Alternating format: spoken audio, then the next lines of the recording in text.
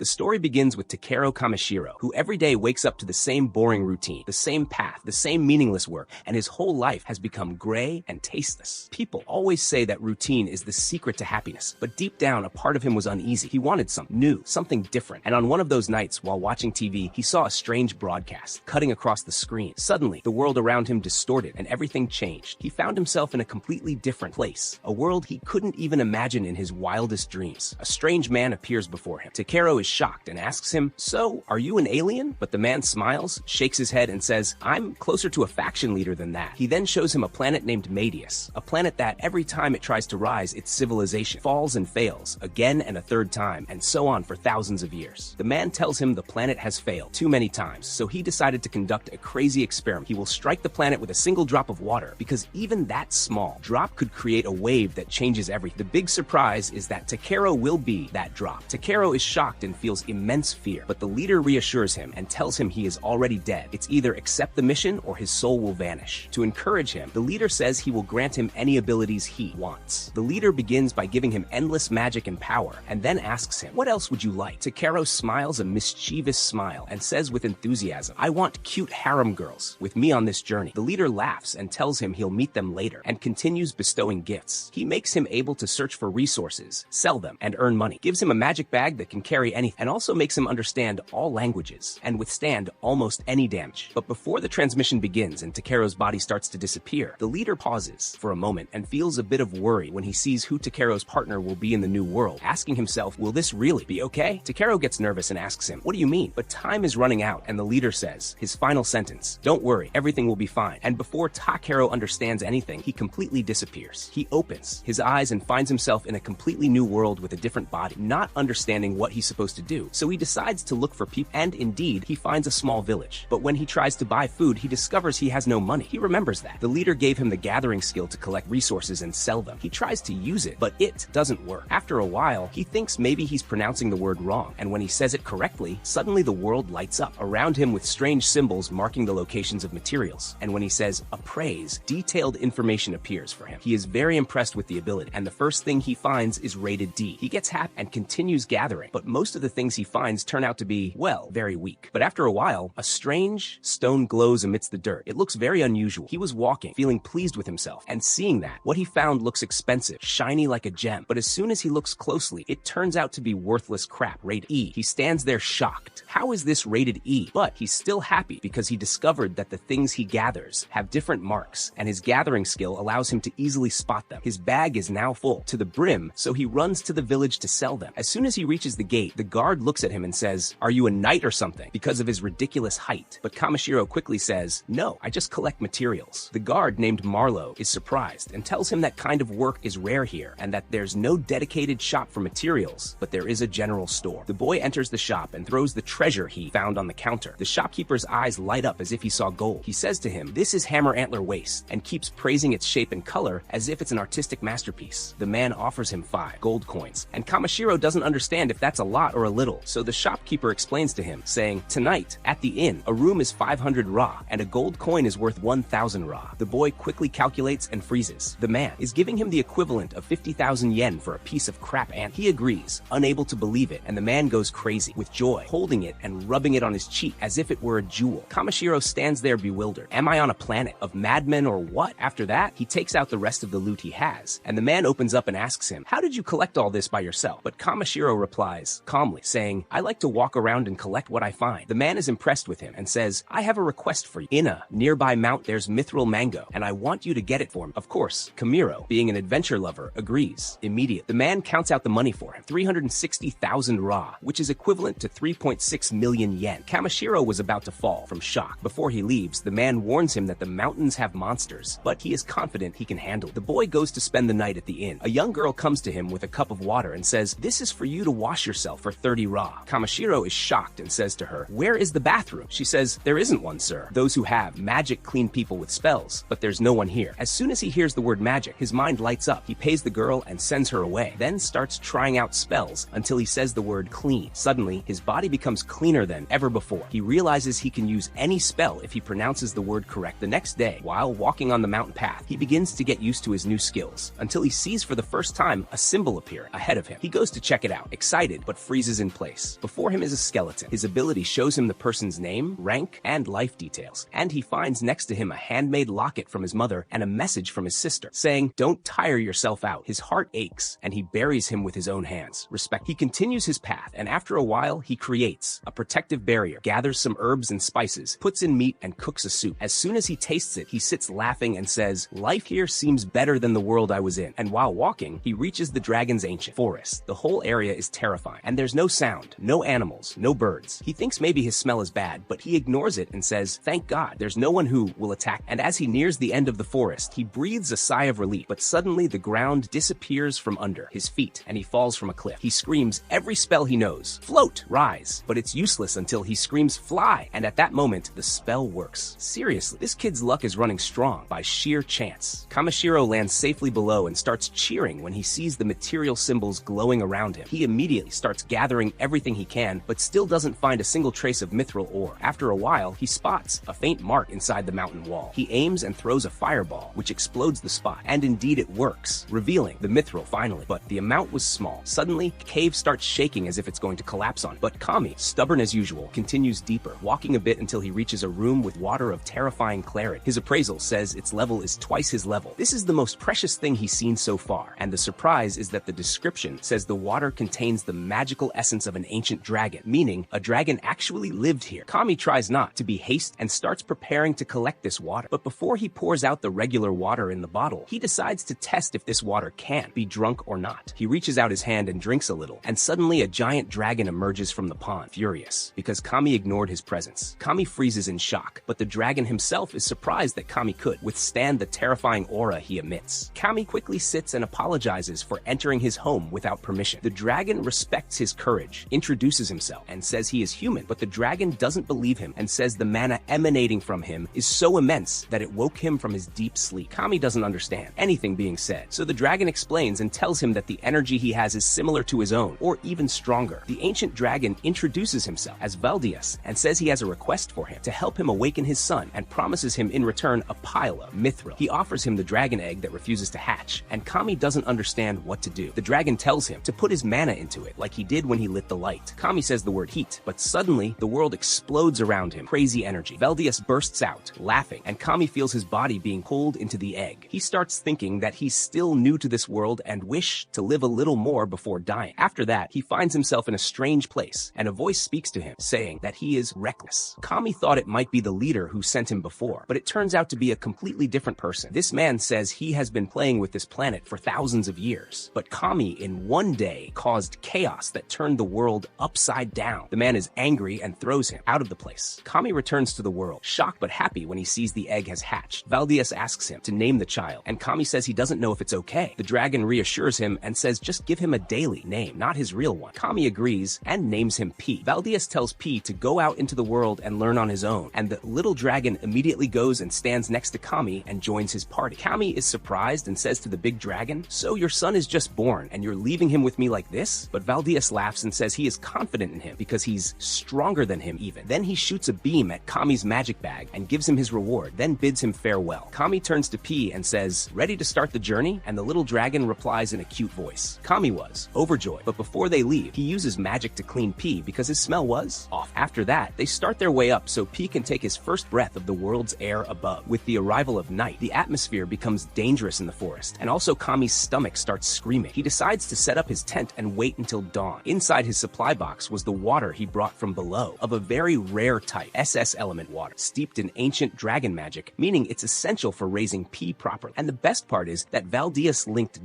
this water directly to the lake below so it remains eternally renewed. Kami tells P to drink as much as he wants because they now have a water source that never runs out. He wished to see the little dragon grow up and become strong in health, but P insisted that Kami drink too. And when Kami drank, he was shocked by its purity and clean taste that makes you feel like you're drinking from the clouds themselves. Before the night gets completely dark, he uses some magic stones to create a protective barrier around the place. These stones, according to a book he bought from Gurum's shop, are rare and very expensive, but thanks to the leader's blessing he has, Kami can easily make, and because he's curious as usual, he decides to try one to light a fire and start preparing dinner. He takes a piece of meat, seasons it with spices, and then makes a hot stew. Its smell is appetizing. This was only the second time he's tried this recipe, but the result was so amazing that he feels he could live on it his whole life, and and P the little dragon was sitting looking into the pot with his shining eyes, mesmerized by the smell. So Kami puts a small plate for him and says, "Wait, it's hot." But P couldn't control himself and dove straight into the food and burned his tongue. Kami acts like a real dad, cools the food for him himself,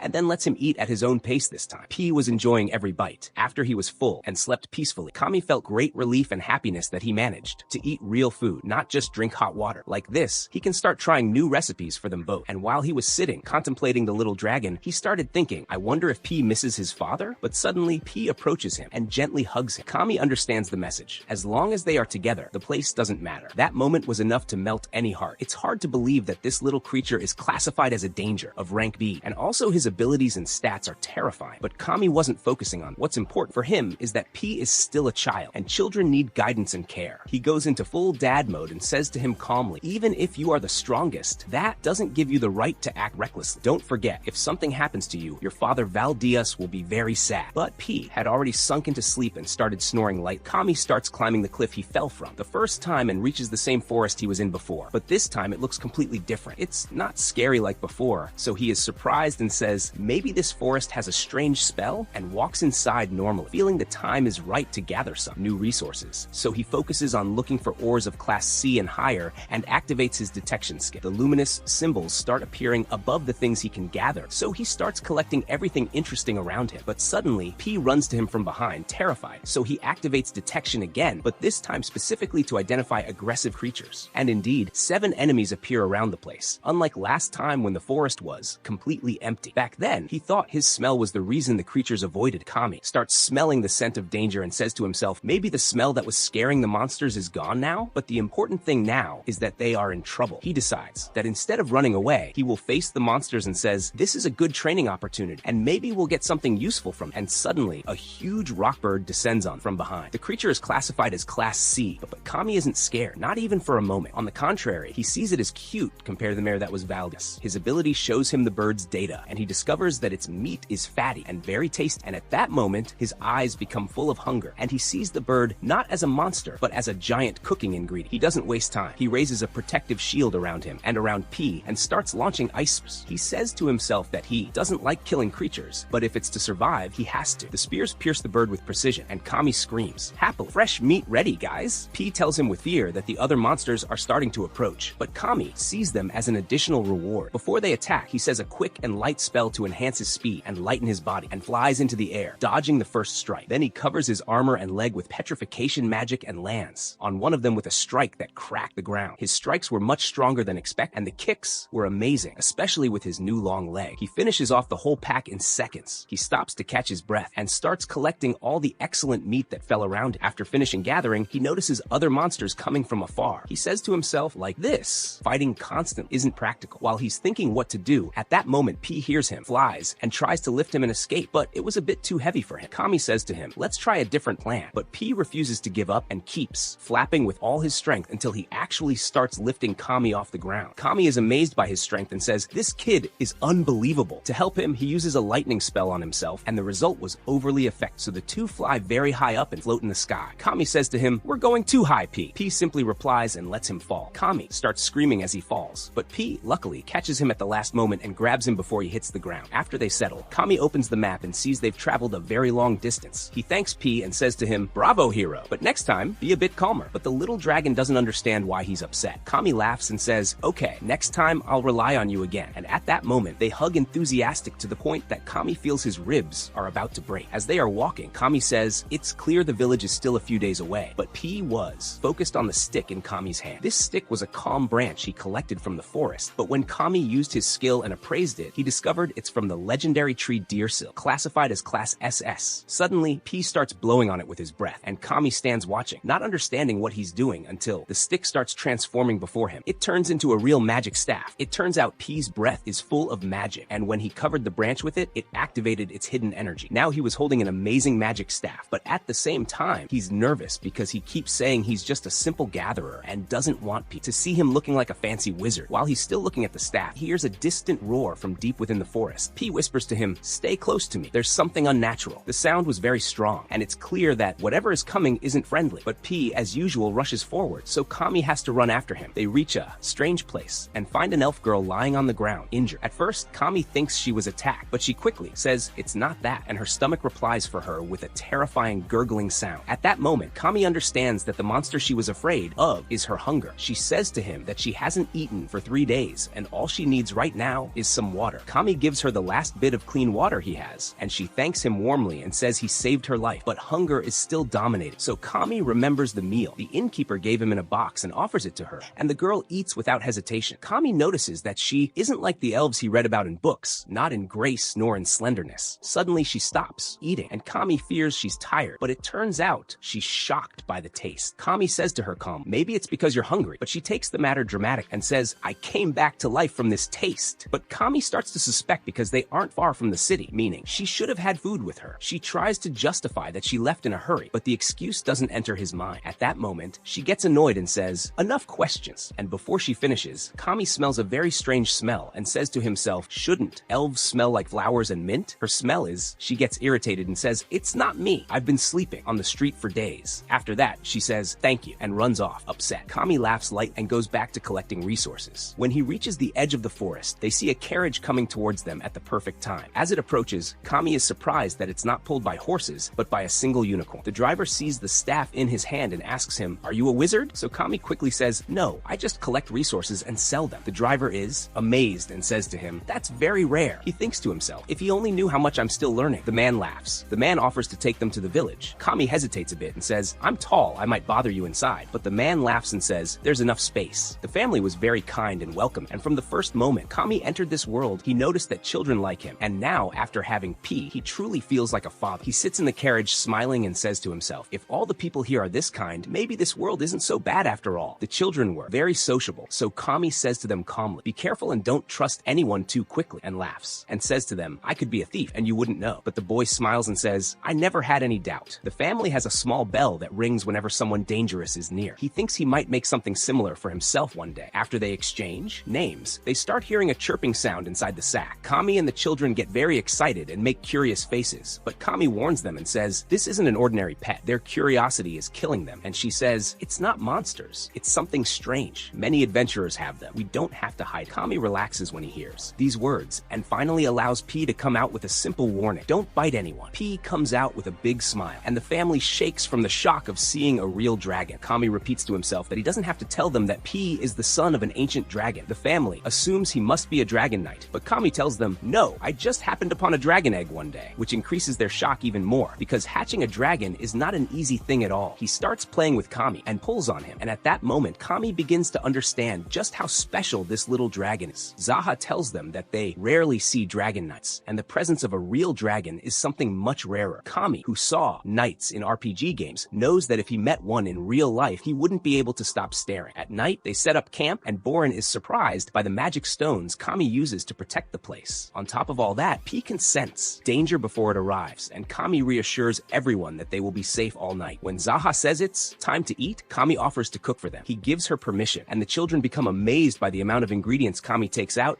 and start whispering to each other, saying he might be a wizard. Kami laughs and says to them, no, it's just a magic bag that can hold more than it seems. I'll show you. Kami prepares his signature meat stew, along with a vegetable salad and mushrooms, and the presentation was mouthwatering. The whole family starts eating with great appetite because they don't remember the last time they ate a meal that tasted this good. But suddenly, Borin starts acting strange. Everyone is scared for a moment, but it turns out the taste of the food affected him so much that tears come to his eyes. Because it's been ages since he ate real food. Seeing his children eating real food like this made joy overwhelm him to the point he couldn't hold back his tears. Kami laughs at the drum. Borin shouts and says, Kami must be a wizard, and they nickname him the Flavor Wizard, and the name makes everyone laugh, and the atmosphere becomes fun, and the family's music.